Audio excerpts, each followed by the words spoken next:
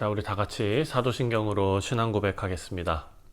전능하사 천지를 만드신 하나님 아버지를 내가 믿사오며 그 외아들 우리 주 예수 그리스도를 믿사오니 이는 성령으로 잉태하사 동정녀 마리아에게 나시고 본디오 빌라도에게 고난을 받으사 십자가에 못 박혀 죽으시고 장사한 지 사흘 만에 죽은 자 가운데서 다시 살아나시며 하늘에 오르사 전능하신 하나님 우편에 앉아 계시다가 저리로서 사한 자와 죽은 자를 심판하러 오시리라.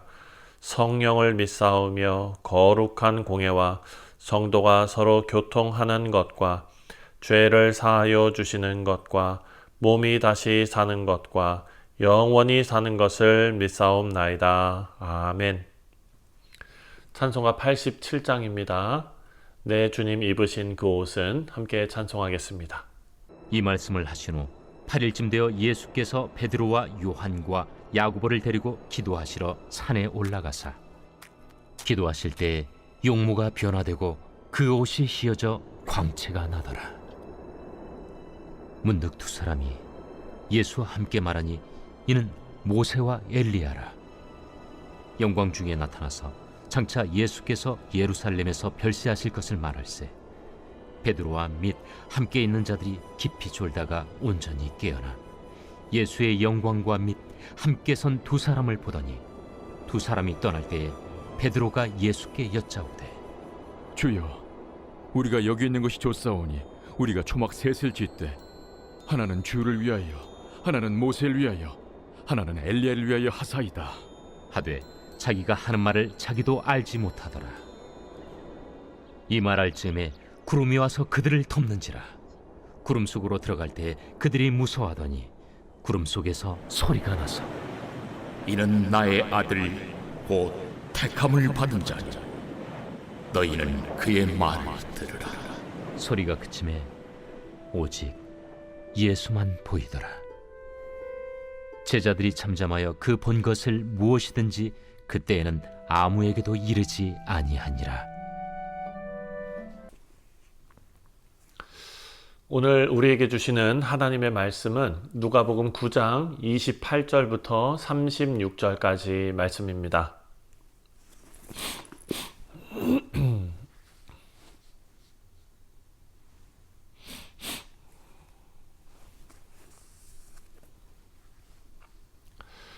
할렐루야, 우리 사랑하는 성도님들, 오늘 본문은 예수님의 그 변화사 사건에 관한 이야기입니다.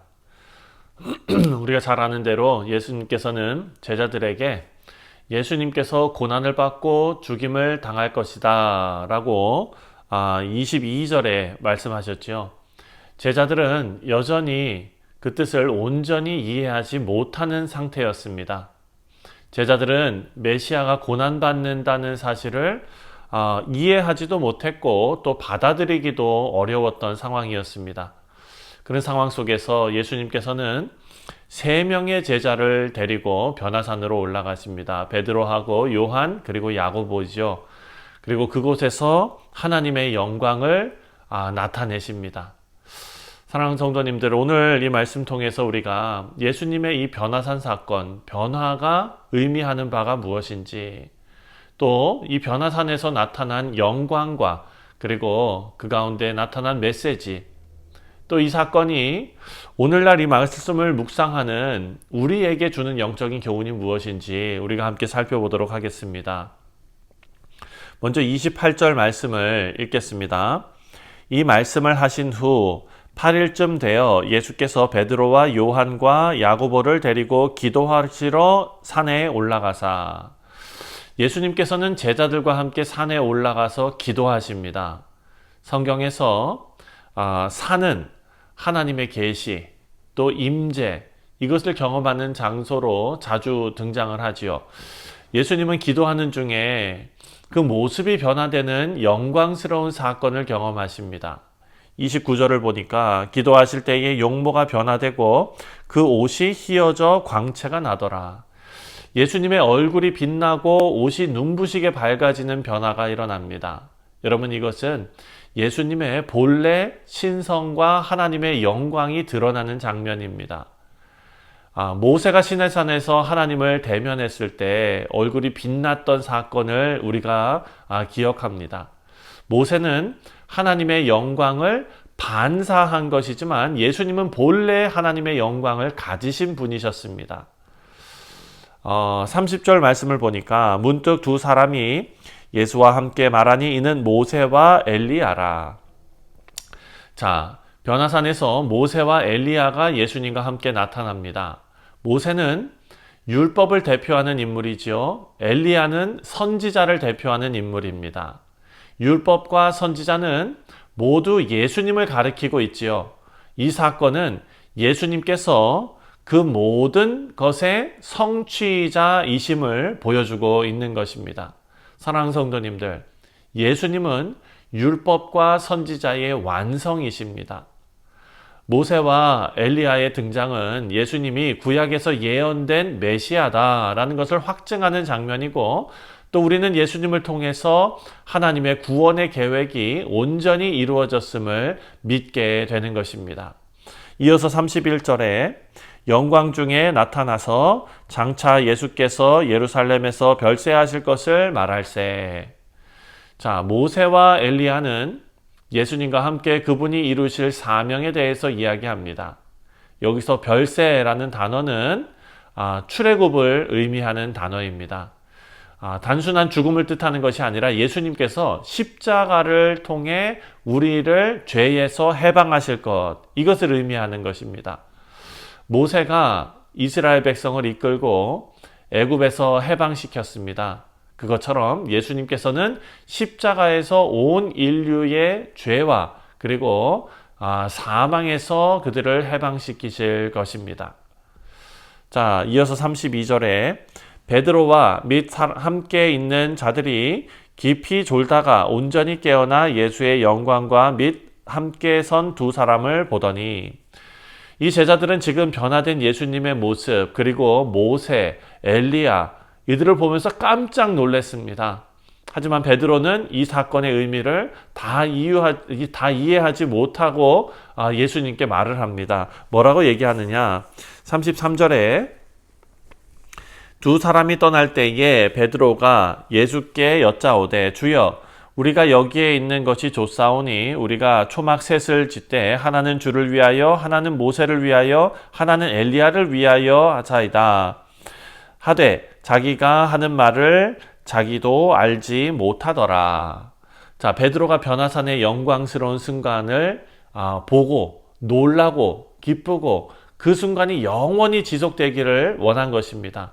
하지만 예수님께서는 이 땅에 오신 목적을 베드로에게 알려주십니다. 십자가를 통한 구원의 사역이 예수님의 목적이지요. 베드로는 그 부분을 깨닫지 못한 것입니다. 사랑하는 성도님들, 우리의 신앙길에서 영광만을 바라볼 것이 아니라 고난과 헌신도 우리의 몫임을 깨달아야 할 것입니다. 예수님의 영광은 십자가를 통해 완성되었다라는 것이 바로 우리가 이 땅에 살아가야 할 우리의 길을 예수님께서 보여주고 계신 것입니다. 34절에 이 말할 즈음에 구름이 와서 그들을 덮는지라 구름 속으로 들어갈 때에 그들이 무서워하더니. 성경에서 구름은 하나님의 임재를 또한 상징합니다. 이 구름이 베드로와 제자들을 덮을 때에 두려움에 사로잡혔습니다. 이어서 35절에 구름 속에서 소리가 나서 이르되 이는 나의 아들 곧 택함을 받은 자니 너희는 그의 말을 들으라. 하나님의 선포입니다. 한마디로 하면 예수님을 따라라. 하나님께서 예수님이 하나님의 아들이시고 택하신 분이심을 선언하십니다. 예수님의 신성을 확증하는 장면입니다. 그리고 여기에 보면 너희는 그의 말을 들으라 라고 명령하셨습니다. 36절을 보니까 소리가 그침에 오직 예수만 보이더라. 제자들은 잠잠하여 그 본 것을 무엇이든지 그때에는 아무에게도 이르지 아니하니라. 변화산에서 모세도 엘리야도 다 사라지고 예수님만 남았습니다. 우리가 율법과 선지자의 모든 가르침을 이제 넘어서 예수님을 통해 하나님을 바라봐야 한다라는 것을 의미하고 있습니다. 우리는 세상의 다른 소리들이 아니라 예수님의 음성을 듣는 주님의 백성들입니다. 변화산의 영광보다 더 중요한 것은 오늘 우리에게 말씀으로 주신 예수님의 가르침을 따라 살아가는 것입니다. 우리 사랑하는 성도님들, 말씀의 결론을 맺습니다. 오늘 본문은 예수님이 참된 메시아이시고 십자가의 길을 통해서 영광이 완성된다라는 것을 우리에게 가르쳐 줍니다. 먼저 예수님은 율법과 선지자의 완성이시고, 또 두 번째로 신앙은 영광만 추구하는 것이 아니라 십자가의 길을 따르는 것이다. 마지막으로 우리는 오직 예수님의 말씀을 듣고 따르는 삶을 살아야 한다라는 것을 생각했습니다. 우리 성도님들, 오늘 이 아침에 예수님 음성을 들으시고 그 길을 따르는 삶을 우리가 다 살아가시기를 주님의 이름으로 축원드립니다. 기도하겠습니다. 하나님 아버지, 감사와 찬송을 주님 앞에 올려드립니다.